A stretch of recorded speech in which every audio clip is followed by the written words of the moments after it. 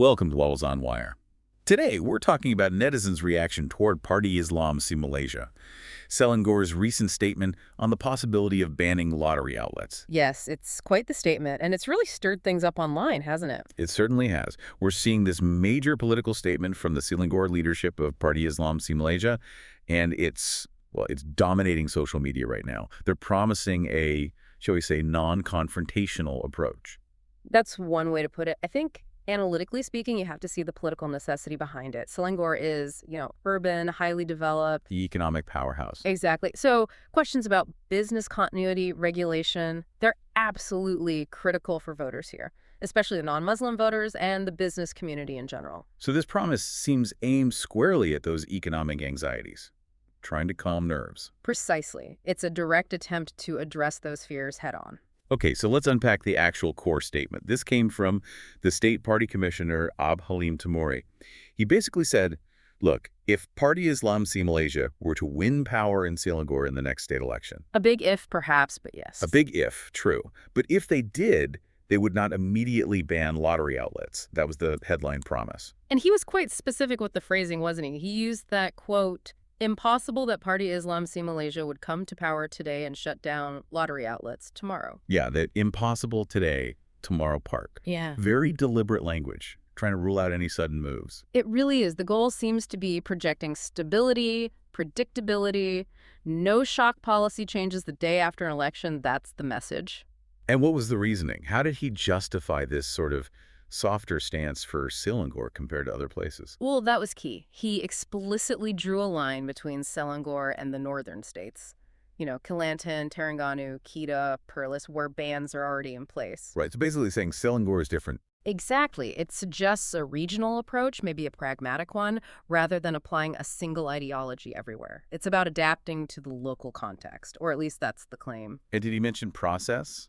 Like how decisions would be made eventually? He did. He highlighted a commitment to democratic process, said any decision down the line would involve discussions and consultations and would require consensus. So framing it as, part of normal governance, not top-down imposition. This feels like a really significant shift in messaging, especially considering the party's image. They're often seen, rightly or wrongly, as more of a rural party. He tackled that stereotype directly. Ab Halim pushed back against the rural Malay party label. What did he say? He claimed they've evolved. He used the phrase PAS for all and stated, our responsibility is to take care of the welfare of everyone, regardless of whether they are Muslim or not. PAS for all. That's a very clear pitch to the diverse urban population of Selangor, isn't it? Undeniably, it has to be. Selangor is just too important economically, too diverse politically, for the old messaging to work if they genuinely want to compete for power statewide. And he tried to connect this to governing ability, too. Ab Halim mentioned his own experience as the assembly person for Payajaras. Using his local track record. Right. Essentially arguing that urban governance is not an issue for them. His point was that voters, in the end, look for capable individuals. So the message is, judge us on our competence, not just our ideology. That seems to be the core argument. Competence first. Okay, but here's the thing that probably jumps out at you, the listener. If the party is truly for all, as they say, and if it's all about capable individuals, why the need for this very specific, almost defensive-sounding promise about lottery outlets in the first place? Exactly. That's the central tension, isn't it? If inclusion is the principle, why single this issue out for reassurance? It sort of signals that they know there's a trust issue there, a credibility gap. Precisely. The need for the promise highlights the contradiction people see. The leadership themselves talked about fighting Islamophobia, which they attribute to misunderstandings and misinformation. Yeah. But, the actions taken in other states, Kelantan, Kedah, Terengganu, where bans were implemented, that history creates a huge hurdle. People remember that. So the past actions make the current promise seem, well, suspect to many. Necessary for campaigning in Selangor? Maybe, but inherently suspect when thinking about actual governance down the road. It's a tough spot for them. Which leads us straight into the reaction from netizens, right? Because the skepticism online was pretty immediate and widespread. Oh, absolutely. Overwhelmingly skeptical. It's clear that for many people online, the party's track record in other states speaks much louder than this new promise for Selangor.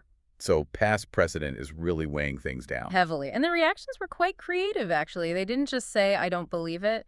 They used some pretty vivid metaphors. Well, you saw lots of comments playing on impossibility. Things like comparing believing the promise to believing that the pig will climb the tree. Ah, okay. A classic impossibility saying. Right, or suggesting it's like expecting a wolf to suddenly decide to become a vegetarian. These aren't just jokes. They show a deep-seated feeling that this goes against the party's fundamental nature, as perceived by these netizens. So deep cynicism expressed through humor and metaphor. Very much so. And did the skepticism go beyond metaphors? Did people get into the sort of political specifics? Yes, definitely. People quickly zeroed in on the conditionality of it all. The whole promise hangs on that little word if they win the election. Right. It's not an unconditional promise about their principles. It's conditional on gaining power first. And netizens picked that up immediately. You saw that phrase repeated a lot. All start with the IF, highlighting how uncertain it all is. Any other takes on the if? Yeah, some people were quite blunt, suggesting that, maybe winning the lottery jackpot itself is more likely than Party Islam Si Malaysia actually winning control of Selangor. Ouch. So seeing the promise as maybe politically easy to make because the condition winning is seen as unlikely by these commenters. That was certainly one strong thread in the comments, yes. A kind of cynical take on the political calculation. But it didn't stop there, did it? People started thinking about how even if the promise was kept literally, there might be other ways to achieve the same outcome. The policy loopholes. Ah, yes. This is where the online discussion got quite sophisticated. People weren't just reacting emotionally. They were analyzing how a ban could potentially happen without technically breaking the promise of no immediate ban on outlets. So suspecting a kind of workaround. Yes. There was a lot of suspicion about delay tactics. You saw comments like before win no ban, after win all ban, that kind of sentiment. Wait and see skepticism. But the really sharp analysis focused on administrative methods. Things that don't require a big controversial state law. Like what mechanism were they worried about? License renewals. That came up again and again. Ah, right. Because those are often handled locally and annually. Exactly. You don't necessarily need a state-level ban. Local councils handle business licenses. So as one netizen put it quite clearly, yeah, not ban, but just cannot renew license after expired date. So the outlets would just fade away over time as their licenses expire and aren't renewed. No big announcement needed. That's the fear. A slow phase-out achieved through administrative means rather than an explicit upfront ban that breaks the specific promise made. And was there anything else on the wording? Yes. Another sharp point someone made was about the focus on lottery outlets. What about it? The comment was, he said lottery outlets, how if he bans lottery itself? Meaning you could potentially make the product illegal or heavily restricted, even if the physical shop is technically allowed to remain open, perhaps selling other things. Wow, that's drilling down into the policy language. Shows a real lack of trust in the surface-level statement. It really does. These aren't abstract fears. They seem rooted in how policy has been implemented elsewhere, or how people expect it might be implemented. Which brings us to the final big challenge from netizens, right? The call for consistency. Yes, the demand for proof. If this PAS for all concept is real, and if Selangor will be treated differently, why not demonstrate it now where they already hold power? So people were saying, show us, don't just tell us. Exactly. There were many comments directly challenging Party Islam Si Malaysia to reverse the existing bans in states like Kedah, Kelantan, and Terengganu first. As a sign of good faith. As proof of sincerity. Comments like, prove it by reopen lottery outlets in Kedah first, were very common. The underlying message is, your actions in the states you govern speak louder than your campaign promises in a state you hope to win. So fix a situation where you already can before asking us in Selangor to trust you.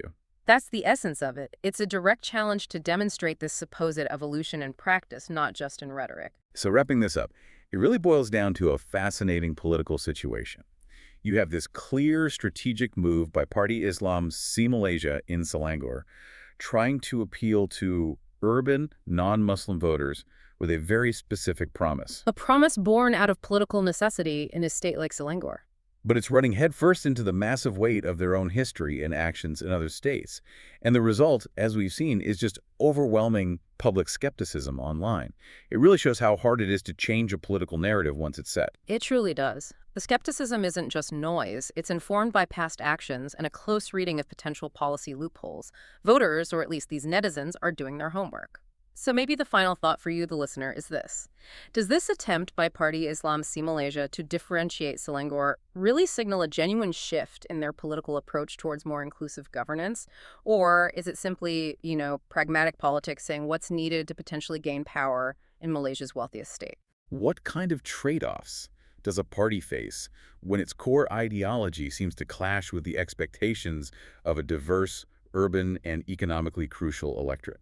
It's a fundamental question about political evolution versus political strategy. Something to definitely keep in mind as we watch how things develop. Indeed. Lots to think about there. Remember to like and subscribe for more videos like this.